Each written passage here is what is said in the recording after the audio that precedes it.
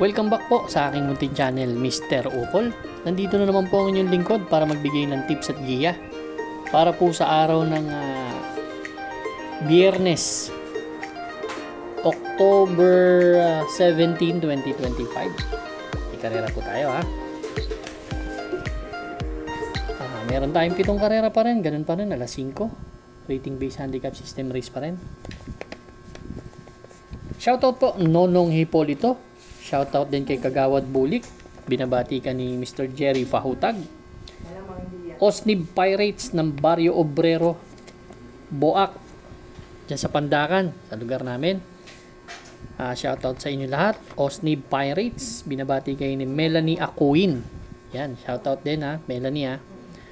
Kay Second Munsod, Julito Ireneo Jr., Yuri Bautista, Boss Chris Garcia, Boss Carmelo Full Control, Boss Bong, Banyes, yan yung mga grupo natin sa Dihadista, yan sa GC natin, no? Kay Boss RB Borja. Start na po tayo. Race number 1, winner take all event, covers races 1 to 7 po. Meron po tayong siyam na kalahok dito. Napakagandang karera itong race 1 na to eh. 1,400 meters na distansya. Kung ako pipili, pang-all eh. Ganda nung lineup. Pero ang first choice ko dito, number 7, Shade Green. Si Shade Green, katatakbo lang ng nobaturan niya last October 3. Nagtala po ng 1.14. Pero nakapigil po yan ha. Although hindi ganun kalaki ang kabayo, pero nakitaan ko naman ng buti yung kabayo. Isang matuli na kabayo. 25 kasi hindi natin, kaya gusto ko yung kabayo eh. Ang second choice ko po si Grey Lark. Ito naman medyo may preba na sa 1,400 meters na medyo maganda-ganda. Tumimbang to ng tersero kila Goddess Soteria, kila Perpetuator. Nagtala ng 125.6, tersero dumating. Kaya tingin ko malaking chance ang manalo. Although hindi rin ganun kalaki ang kabayo. Pero pipili ako ng isang medyo magandang kabayo, medyo malaki ng konti. Itong Haymark. Yan ang third choice ko. Nanalo rin sa Novato assignment niya, no? 1.15 naman, pero nakapigil din. Kaya yung mga kursunada nyo dito, idagdag nyo lang. Pero ako, ang first choice, entry number 7 po, Shade Green. Second choice, number 1, Grey Lark. Third choice po, number 3, Haymark. Good luck po. Race number 2 na po tayo, bayang kararista. Ito naman po yung ating Pick 6 event, covers races 2 to 7. Meron po tayong 8 kalahok dito. Distansya po 1,400 meters. 17 to 41 split na grupo. Placers pala yung maiden placer pala yung race number 1. Ang first choice ko po dito, number 4, Sneaky Eyes or Sneaky Easy. Ito naman, ang huling takbo, nanalo. Medyo hindi ganun kataasan yung tinalo, pero malayo nanalo. Tinalo nito si Quincy last September 17. Sila Marvelous Marvin, 129.2, same rider. Pero may best time po na 127.6 yan si Sneaky Eyes. Nung nanalo yan last July 19, tinalo yan sila Hot Legs. Kaya siya pa rin tingin ko may best time dito. Second choice ko, number 6, Anyo 96. Si Anyo 96 naman, huling takbo, medyo hindi tumimbang. Pero may magandang prueba yan. May 128 yan eh. Kay 128, nung tumimbang yan segundo kay Noble Promise.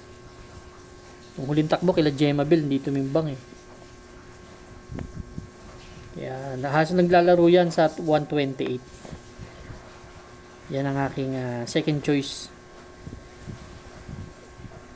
First choice, entry number 4, Sneaky Eyes. Second choice po, number 6, Anyo 96. Good luck po. Race number 3 na po tayo, bayang kararista. Pick 5 event, covers races 3 to 7.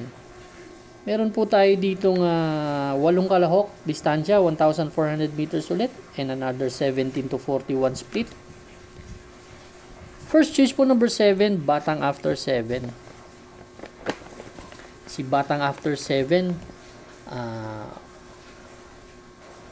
uling takbo nito last September 27, kung di ako nagkakamali. Pang-apat dumating to kay Guerrero Warriors, 128. Pero bagong baba, galing to sa 42 to 56 split na grupo. Pero may best time na 1.26 yan, ha. Si Batang After 7 nung nanalo yan last July 20. Ito, si Batang After 7, doble po sa basa ito. Kung basa ang pista, tingin ko mas mahusay yan. Second choice ko number 8, si Bukawi River Town. Tingin ko ito yung pwedeng magdala ng bandera. Si Bukawi River Town naman po, last September 27, pang-apat din dumating kay Hans City na Mayan, nagtala na 128.4 pero may 126 na fraction niya na best time. Kung may mga kursunada kayo, dagdag lang tayo dito, ha. Nakikita kong pwede pa nga manalo yung 1 and 4. Pero first choice ko number 7, Batang After 7. Second choice po number 8, Batang Bukawi River Town. Good luck po. Race number 4 na po tayo. Ito po yung ating Pick 4 event, covers races 4 to 7. Meron po tayo ditong siyam na kalahok. But 7 in betting options lang. Oh, siyam na kalahok to eh. 7 in betting options. Hindi, 10 kalahok pala to, no? 10 kalahok yan. 8 in betting options pala, ha. Ang first choice ko po dito, number 5, Tadeus. Ito, tingin ko, nagpagpag ng kalawang nakaraan to eh. Si Tadeus. Si Tadeus, huling takbo, October 4. Pang-apat dumating kila Kangkalukwin. Klubaba na, halos nandoon na sa harap to eh. Nagtala na 125.6. Matataas ang grupong nilalabanan yan. Same rider. Second choice ko po 1A, Basket of Gold. Kasi magaling to si Basket of Gold kapag nasa harapan eh. Pag nauna to, dun magaling to si Basket of Gold. Baka mauna eh. May 1.25 kasi yan sa 1,400 meters. Race number 4 ang first choice, number 5 Tadeus. Second choice po number 1A, Basket of Gold. Good luck po. Race number 5 na po tayo, bayan karista. Last extra double and last daily double plus 1. We have 8 entries dito, 1,400 meters distance, 17 to 41 split na grupo. First choice ko po number 8, Darna. Si Darna, katatakbo lang nito nakaraan, no? Last uling takbo ni Darna last October 11. Tercero dumating to. Kila Amazing Boy Wonder, nagtala po ng 127.8. Medyo gustong-gusto ko yung post position ngayon eh. Pwedeng nasa harap na rin to. Ang second choice ko po yung palaging tumitimbang, si Wildcat. Si Wildcat may 127.8 din kasi. Huling takbo last October 4. Tercero dumating kila Danius and Elegant Lady. Dikit-dikit lang yan, ha. From EA Ramos ngayon, Patricio Ramos Dilema na. Race number 5 po, ang first choice number 8, Darna. Second choice number 3, Wildcat. Good luck po. Race number 6 na po tayo, bayang karista. Ito naman po yung ating the penultimate race, last double natin. 9 entries po tayo dito, 8 in betting options, 1,400 meters distance, 42 to 56 split na grupo. Ito, makakakita kayo ng super mega bukas. Itong si Manila de Bay.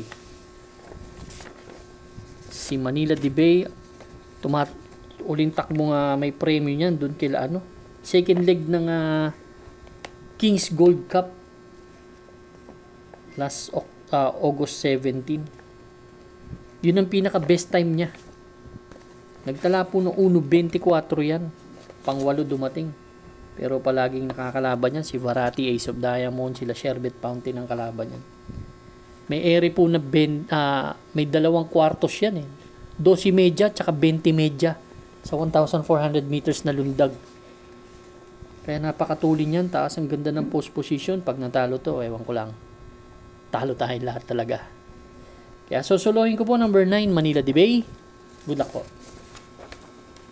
Race number 7 na po tayo. Last and final race for Friday night racing. Paratingan po ng ating mga exotics. Winner take all, pick 6, pick 5, pick 4. Last extra double and last daily double plus 1 po. Dito, paratingan ng winner take all. Magdagdag na kayo dahil napakahirap din na karera na to. Meron tayong 11 kalahok, 1,400 meters distance, 17 to 41 split. First choice number 2, Compassion. Sakay ni JC Balicol. Si Compassion medyo matagal dito tumakbo, no? Pero may trangko po yan last September 25. Nagtala po ng 114.4 sa 1,200 meters, isang dibanderang kabayo. Nanalo rin naman yan sa 1,400 meters na banderang tapos, kaya medyo nakikitaan ko lang baka pwedeng mauna. Although ang dami matulin dito, Taipan 1, Windstorm, Primero Soldado, Medbase, may mga tulin yan. Ang second choice ko po number 11, Hot Rod Hearts. Si Hot Rod Hearts kasi may 128 din eh. Nung nanalo yan last September 21. Although sila Peerless lang ang tinalo, pero ang ganda ng post position. Dati rin naman magaling yan. Third choice ko po, number 7, Kalangaman Island, na may 128 din naman sa 1,400 meters. Kung may mga kursunada kayo, magdagdag po tayo dito dahil paratingan ito ng winner take all. Pick 6, pick 5, pick 4. First choice po, number 2, Compassion. Second choice, number 11, Hot Rod Hearts. Third choice po, number 7, Kalangaman Island. Good luck po, Bayang Kararista. Maraming salamat po sa inyo walang sawang pagtangkilik sa aking munting channel. Good luck and stay safe.